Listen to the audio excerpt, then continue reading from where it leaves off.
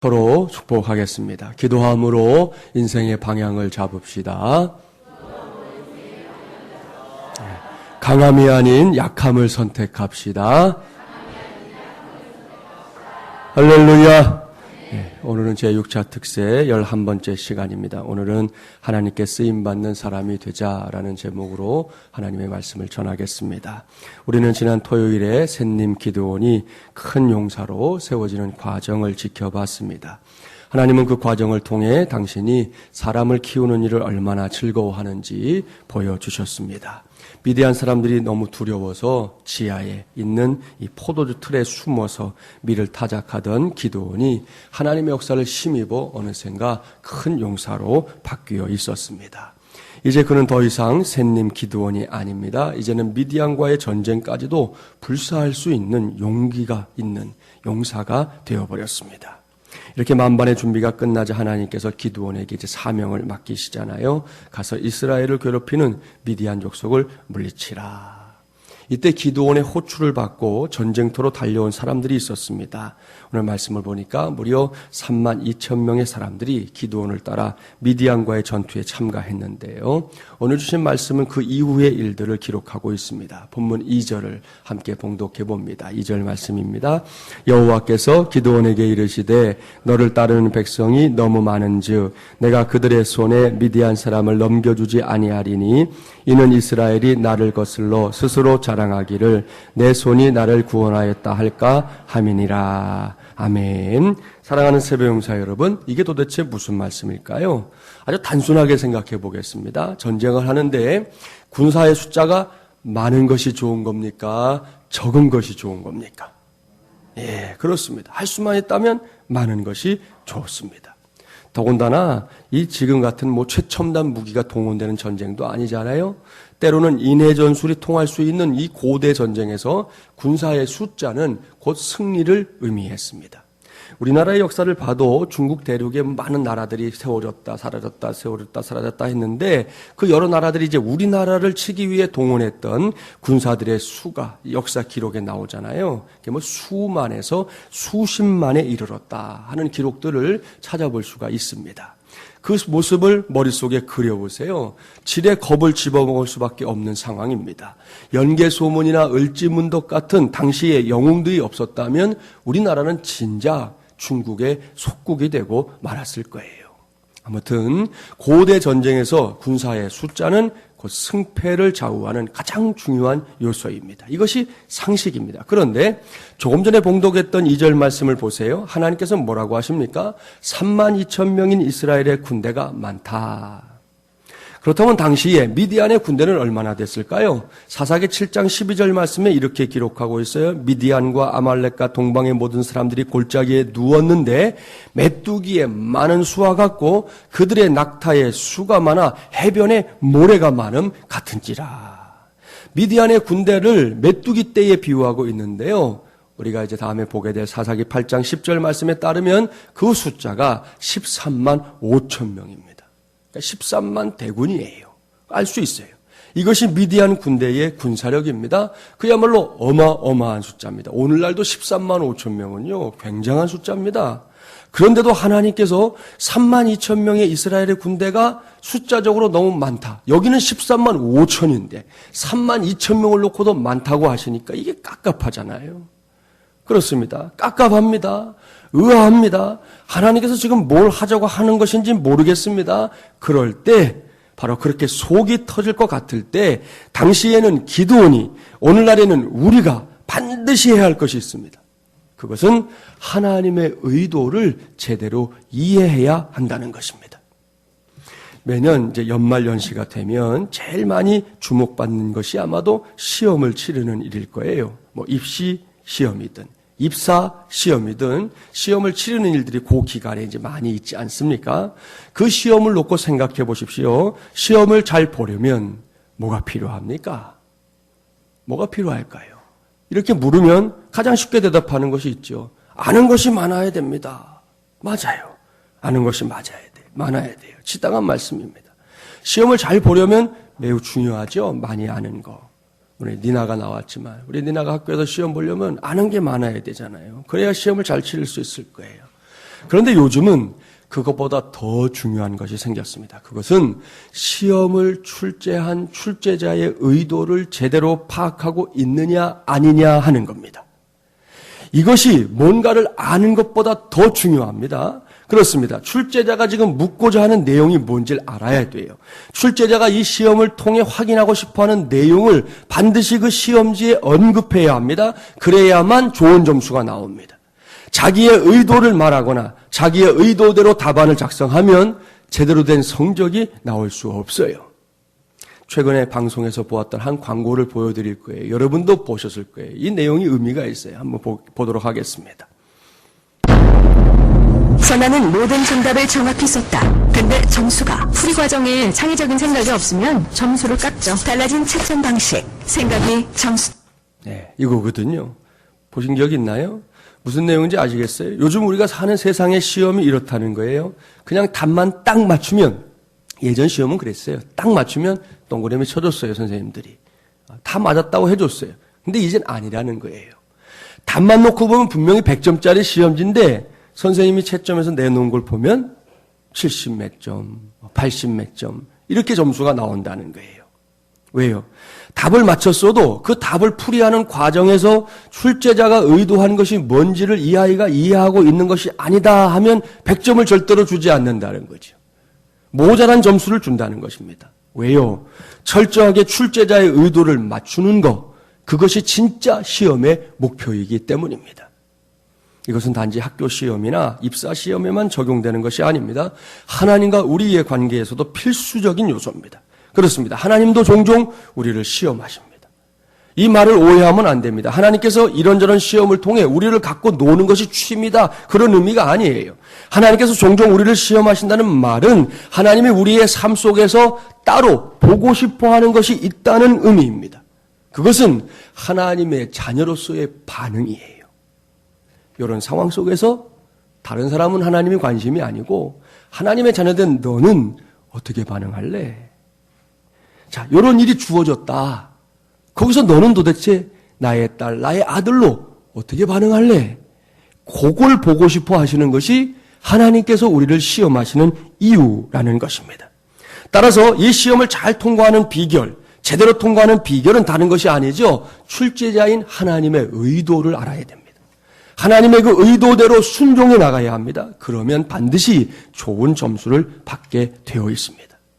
그런데 적지 않은 사람들이 하나님의 시험을 치르면서도 그저 자기가 중심이 돼서 자기의 의도대로 답을 풀려고 안간힘을 씁니다. 이것을 신학에서는 자기의라고 부릅니다. 자기의. 이렇게 하면 그 시험에서 결코 좋은 성적을 거둘 수가 없습니다. 그저 심겹게 아이고 시험 하나 치렀구나 라는 생각밖에 남는 게 없는 것이죠. 이스라엘의 초대 왕이었던 사울에게 두 번의 시험이 있었어요. 하나는 어려운 상황에서의 시험이었고 다른 하나는 성공적인 상황에서의 시험이었습니다. 사무엘상 13장 말씀을 보면 당시에 블레셋의 공격이 있었어요. 그때 제사를 드리고 전쟁을 해야 하는데 선지자 사무엘이 오기로 약속을 했는데 오질 않는 거예요.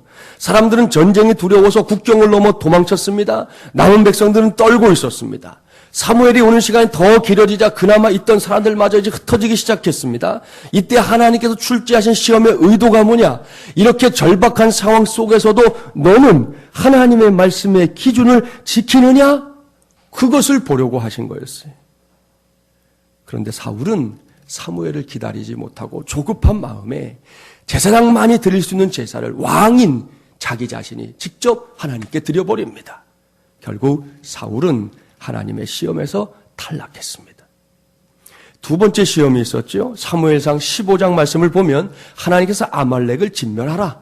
남김없이 다 없애라. 이것은 이제 헤렘이라고 해서 당시 고대 전쟁 가운데 성전, 하나님이 행하시는 전쟁의 그런 얘기거든요. 그래서 여러분 그럴 때는 모든 그 전쟁의 상황들이 다 하나님의 제물이에요. 그래서 사람도 다 죽이도록 되어 있고 심지어 짐승들까지도 다 죽이도록 하라. 항상 있는 건 아닌데 하나님의 말씀 가운데 간혹 그렇게 특별한 명령이 주어질 때가 있어요. 바로 이때가 그랬어요. 이 전쟁은 하나님이 허락하신 전쟁이었습니다. 그리고 사울에게 압도적인 승리를 허락하셨습니다. 앞에 있는 시험이 위기 속의 시험이었다면 이번 시험은 승리 속의 시험인 것이죠. 그런데 사울은 이 시험에서도 실패합니다. 그는 하나님이 다 진멸하라 하셨지만 명을 어기고 아각 왕을 죽이지 않았습니다. 다 멸하라고 하셨는데 좋은 것들을 골라서 전리품으로 삼았습니다. 그가 내놓은 핑계의 논리는 이것이었어요. 사무엘상 15장 21절에 다만 백성이 그 마땅히 멸할 것 중에서 가장 좋은 것으로 길갈에서 당신의 하나님 여호와께 제사하려고 양과 소를 끌어왔나이다. 무슨 말입니까? 백성들이 원하기 때문에 그랬다는 거예요. 여러분, 여기서 우리가 꼭 생각하고 넘어가야 할 것이 있습니다. 지금 우리 시대의 고민거리예요. 세상에서 요즘 가장 중요한 가치 중에 하나로 여기는 것이 민주주의입니다. 그리고 민주사회의 의사결정 방식으로 많은 사람들이 가장 이상적이라고 생각하는 것이 다 아시죠? 다수결의 원칙. 우리가 어려서부터 이 원칙에 따라 뭔가를 결정하는 법을 많이 배웠습니다. 어려서 학급 회의에서도 뭘 결정할 때 아이들이 어떻게 결정합니까? 다수결의 원칙에 따라 결정합니다. 이런 의견 저런 의견이 있는데 거수하든지 투표를 하든지 많은 표를 받으면 그게 결정이 되는 거예요. 좋습니다. 이런 방법이 한계를 갖고 있는 사람들과 사회 구조 속에서 나름 최선의 방법이라고 저도 생각하고 동의합니다. 하지만 우리 예수 믿는 사람들은 특별히 명심해야 합니다. 그것이 좋은 방법이긴 하지만 절대적인 것은 아니에요. 정말 잊지 마셔야 돼요. 요즘은 자본주의, 민주주의가 한계에 이르렀다는 소리가 전 세계 곳곳에서 나옵니다. 좋은 방법이긴 했지만 이제 그 수명이 다해가고 있다는 거예요. 그것을 좋은 방법이라고 여기고 따라왔지만 함정들이 많더라는 거예요. 그런 자성들이 지금 우리나라에서도 그렇고 전 세계 곳곳에서 지금 계속해서 그런 분위기들이 만들어져 가고 있습니다.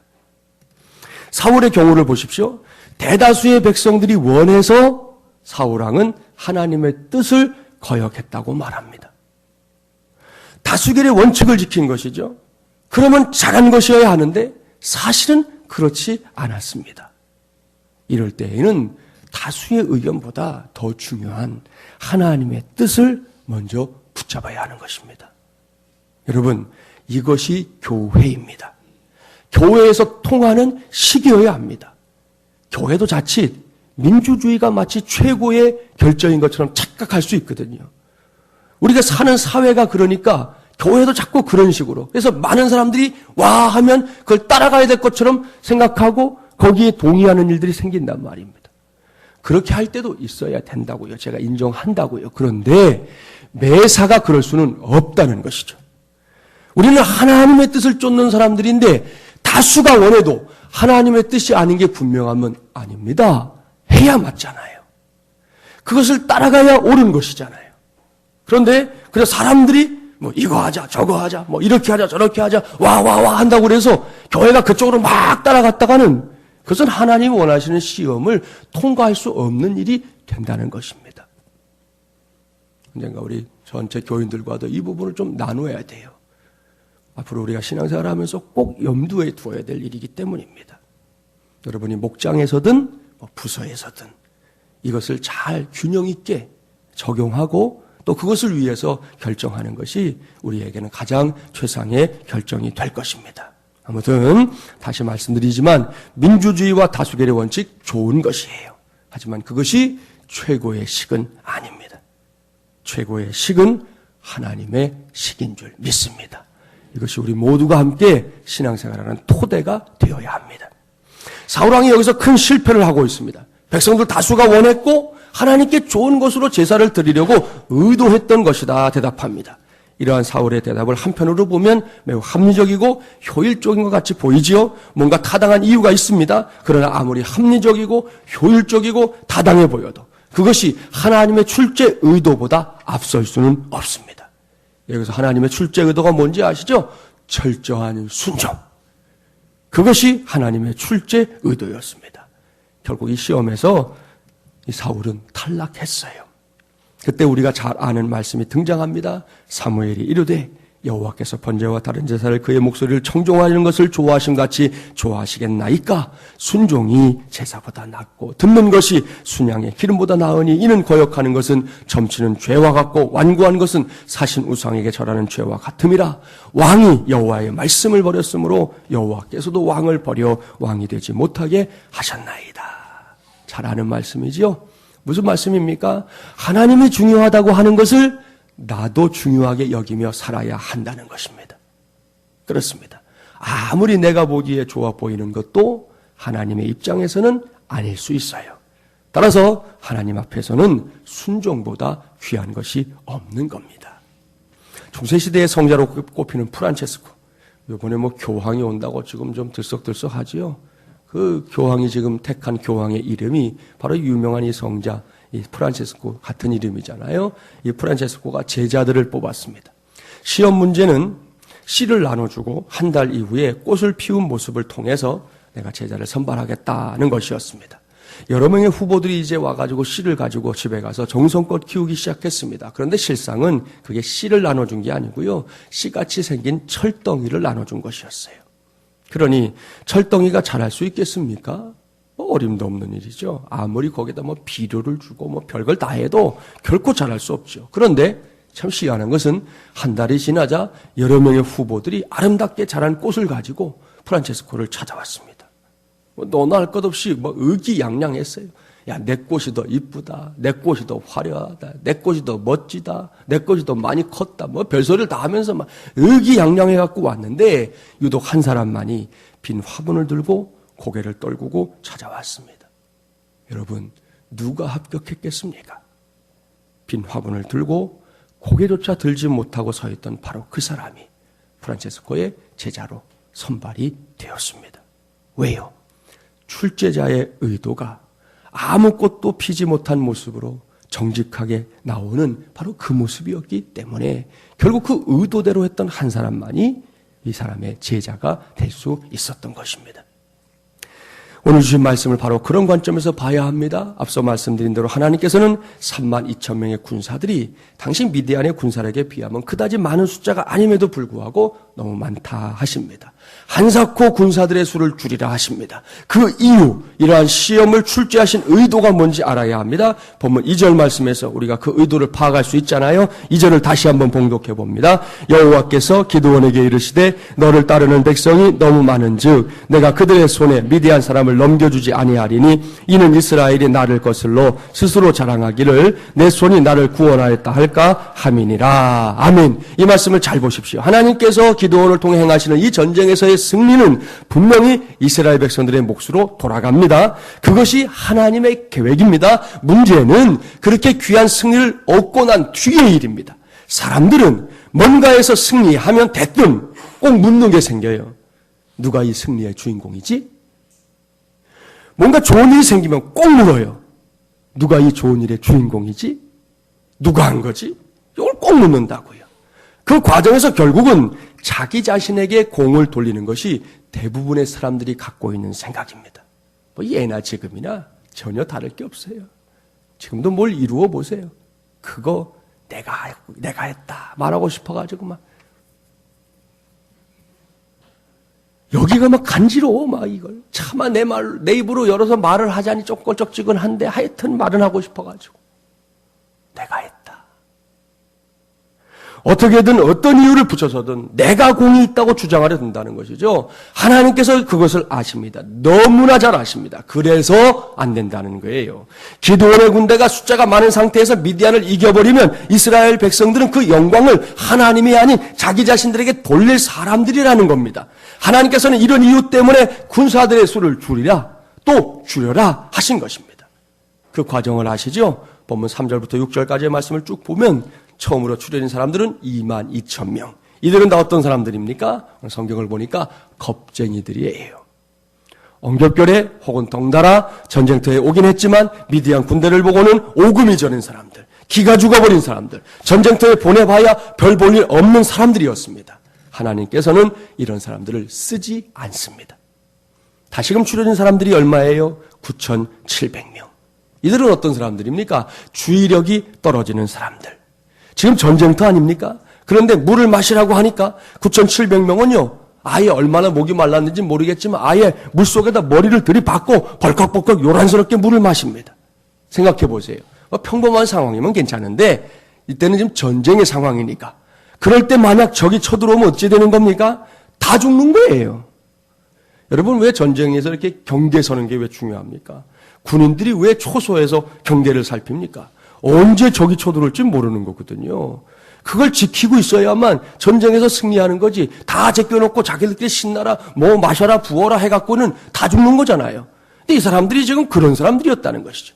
이렇게 부주의한 9,700명, 하나님은 전쟁에 참전시키지 말고 돌려보내라 말씀합니다.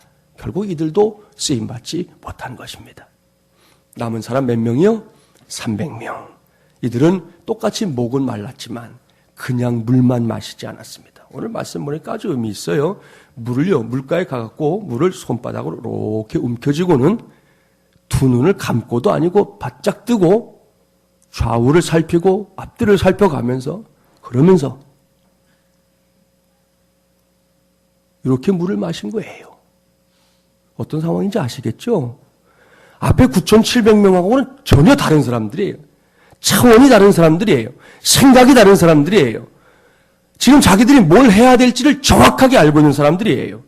그래서 그들은 물을 조심스럽게 떠서 좌우를 살펴가면서 그러면서 그 물을 핥아 마셨습니다.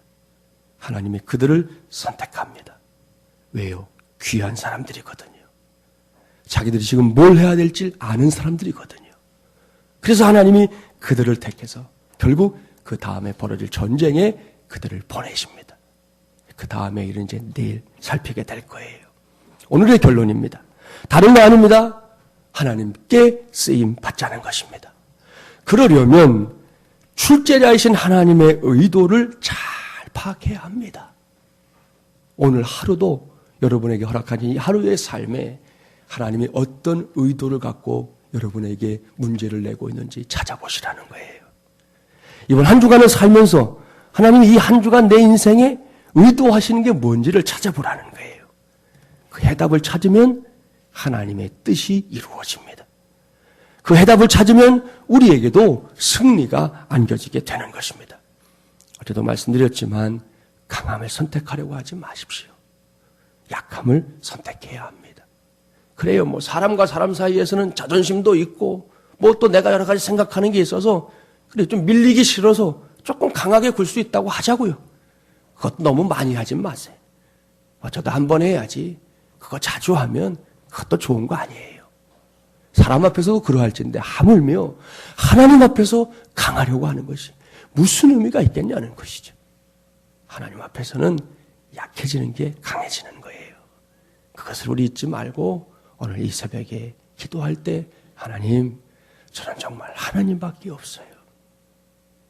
하나님 없이는 살 수 없어요. 그것이 우리의 진짜 고백이 되기를 바랍니다.